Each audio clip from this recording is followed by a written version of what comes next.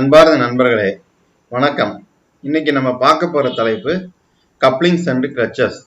So power டிரான்ஸ்மிஷன்ல வந்து பார்த்தீங்கன்னா நம்ம நிறைய வந்து பயன்படுத்துகிறோம். ஒன்று பெல்ட் பயன்படுத்துகிறோம், செயின் பயன்படுத்துகிறோம். அந்த பெல்ட்லேயே ஃப்ளாட் பெல்ட், வி பெல்ட் இந்த மாதிரிலாம் இருக்குது. அதுக்கப்புறம் வந்து பார்த்தீங்கன்னா கியர்ஸ் பயன்படுத்துகிறோம்.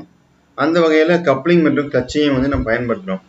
ஸோ ஃபஸ்ட்டு வந்து நம்ம பார்த்தீங்கன்னா கப்ளிங் பார்ப்போம். கப்ளிங்கிறது வந்து பார்த்தீங்கன்னா கப்ளிங் வந்து இரண்டு ஷாஃப்ட் இணையக்கூடிய இடங்கள்ல அது ஒன்று சேர்த்து அந்த ரோட்டரி மோஷன் வந்து பார்த்தீங்கன்னா ஒரு இதுலேருந்து ஒரு ஷாஃப்ட் இன்னொரு ஷாஃப்ட் கடத்துறதுக்கு பெரிய அளவில் உதவுது. ஸோ நம்ம வந்து பார்த்தீங்கன்னா பவர் டிரான்ஸ்மிஷனில் ரெண்டு வச்சுப்போம். ஒன்று டிரைவர் ஒன்று, இன்னும் டிரைவன் ஒன்று சொல்லுவோம். இந்த டிரைவருங்கிறது வந்து சுழலக்கூடிய பாகம். அதுலேருந்து சுழற்சியை வாங்கி மறுபடியும் சுழலக்கூடிய பாகத்துக்கு வந்து ட்ரிவன் சொல்லுவோம்.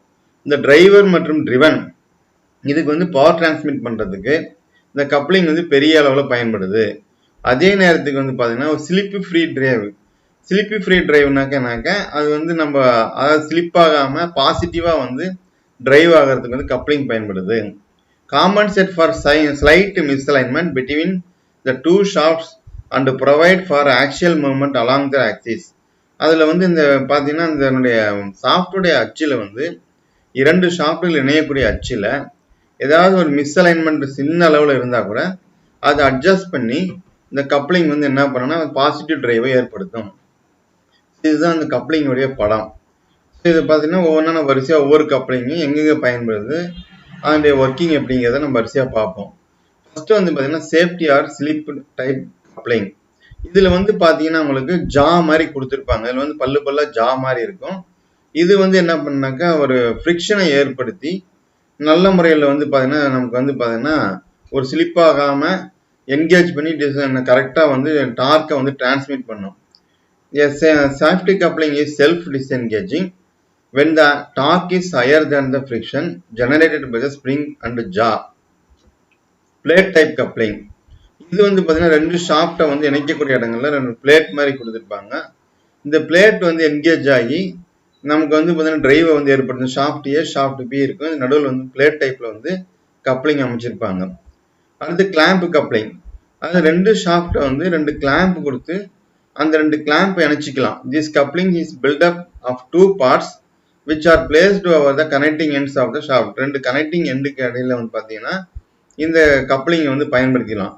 Clamp coupling joins to shaft when they are in alignment and this coupling does not permit any axial movement of the shaft. So இதில் வந்து பார்த்தீங்கன்னாக்க எந்த விதமான ஒரு ஆக்சியல் மூவ்மெண்ட்டும் இல்லாமல் கரெக்டாக வந்து இணைச்சி நமக்கு வந்து பார்த்தீங்கன்னா பவரை வந்து டிரான்ஸ்மிட் பண்ணிடும். Universal coupling. இது universal joints allow positive transmission of the power at a larger angle than are permissible with flexible coupling. So இது வந்து பார்த்தீங்கன்னா நமக்கு ஆட்டோமொபைலில் வந்து பார்த்தீங்கன்னா நமக்கு வந்து யூனிவர்சல் ஜாயின்ட்ஸ் வரக்கூடிய இடங்கள்ல வந்து பொதுவாக வந்து ஸ்டியரிங்கில் டிஃபரன்ஷியல் யூனிட்லாம் வந்து பார்த்தீங்கன்னா இந்த கப்ளிங் வந்து பயன்படுது.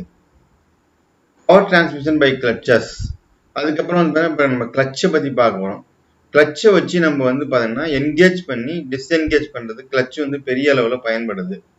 இந்த கிளச்சு வந்து பார்த்தீங்கன்னா பொதுவாக வந்து பார்த்தீங்கன்னா கண்டினியூஸாக ஓடிட்டு இருக்கும்போது சப்போஸ் ஸ்பீட் ரிடக்ஷன் பண்ணுறோம், ஸ்பீட் இன்க்ரீஸ் பண்ணுறோம் அப்படின்னாக்கா இந்த கிளச்சு இல்லாமல் நம்ம வந்து பண்ண முடியாது. ஸோ இப்போ ஒவ்வொரு கிளச்சாக நம்ம பார்க்கலாம். Types of clutch: dog clutch, cone clutch, multiplate clutch, electromagnetic multiple disc clutch, air clutch, centrifugal clutch, overriding clutch, single plate clutch. இல்லை டாக் கிளச்சு. இது வந்து ஒரு பாசிட்டிவ் டிரைவை ஏற்படுத்த பயன்படும். ரெண்டு எலிமெண்ட் வந்து பார்த்தீங்கன்னா நம்ம வந்து ஒன்றிணைச்சு இதை வந்து பயன்படுத்தலாம். The dog clutch provides a positive drive but can only be engaged when two elements of the clutch are stationary or are being gently moved by hand. So இது வந்து பார்த்தீங்கன்னா ஸ்டேஷனரியாக ஒரே இடத்துல இருந்து சுழலக்கூடிய இடங்கள்ல வந்து பார்த்தீங்கன்னா டாக் கிளச் பயன்படுத்துவாங்க. கோன் கிளச்சில் வந்து பார்த்தீங்கன்னாக்கா ஒரு கோன் ஷேப்போட எலிமெண்ட் இருக்கும். இதில் வந்து இந்த கோஎஃபிஷியன்ட் ஆஃப் ஃப்ரிக்ஷன் அதிகரித்து ரெண்டும் வந்து பார்த்தீங்கன்னா ஒன்றா என்கேஜ் பண்ணி இது சுற்றுது வந்து இந்த cone clutch can be engage progressively while set on one or both elements are rotating it can transmit lower power. ரொம்ப குறைவான பவரில் கூட இது வந்து என்ன பண்ணா இது ஒர்க் பண்ணும். Multiplied clutch. The multiplate clutch is widely used in machine tool to connect the transmission gearbox to the driving motor. It is compact, smooth in operation and very powerful. A brake is frequently built into the clutch so that the transmission gearbox is rapidly brought to rest when the clutch is disengaged. So இந்த multiplied கிளட்சில் வந்து பார்த்தீங்கன்னா இந்த மாதிரி வந்து number of plates கொடுத்துருப்பாங்க.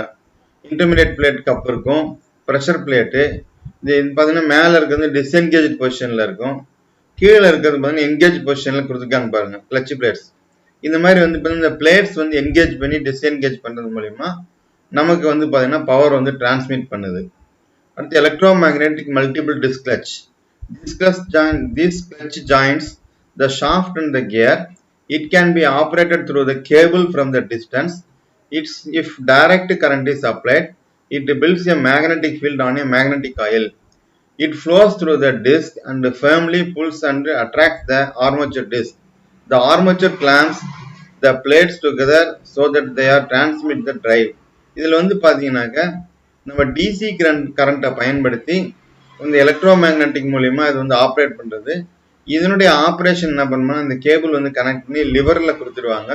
அந்த clutch liver மூலிமா நம்ம ஆப்ரேட் பண்ணும்போது ஆட்டோமேட்டிக்காக வந்து இதில் வந்து கரண்ட் சப்ளை ஆகி என்கேஜ் பண்ணுறது டிஸ்என்கேஜ்மெண்ட் ரெண்டும் நடக்கும்.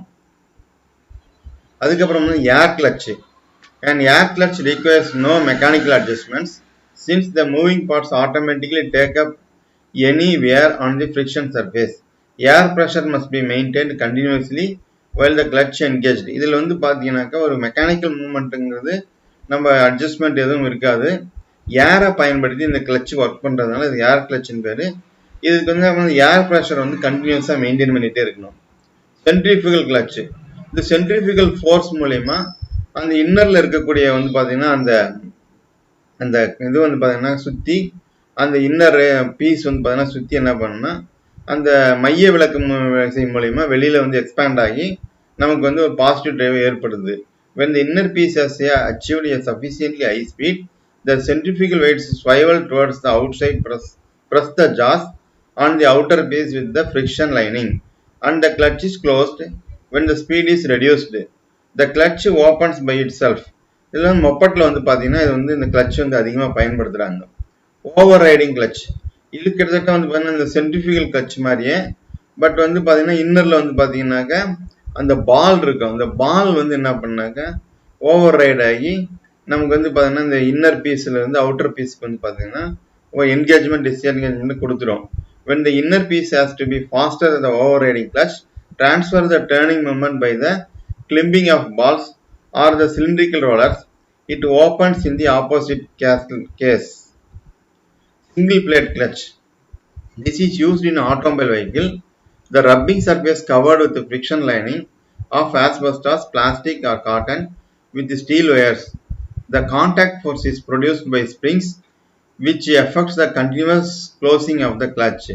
The pedal force acts against the spring force and opens the clutch. இது வந்து சிங்கிள் பிளேட் கிளட்ச்ங்கிறது பார்த்தீங்கன்னா நிறைய நம்பர் ஆஃப் பிளேட்ஸ் கொடுத்து என்கேஜ் பண்ணி டிஸ்என்கேஜ் பண்ணுறதுக்கு பார்த்தீங்கன்னா அந்த பிளேட்ஸ் எல்லாம் ஸ்ப்ரிங்ஸ் கொடுத்துருப்பாங்க.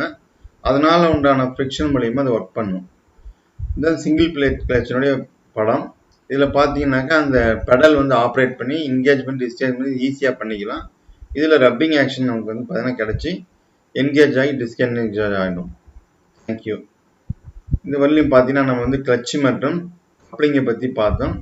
இனி வரக்கூடிய வீடியோவில் வந்து மற்ற லெசன்ஸை வந்து நம்ம வரிசையாக பார்க்கலாம். நன்றி.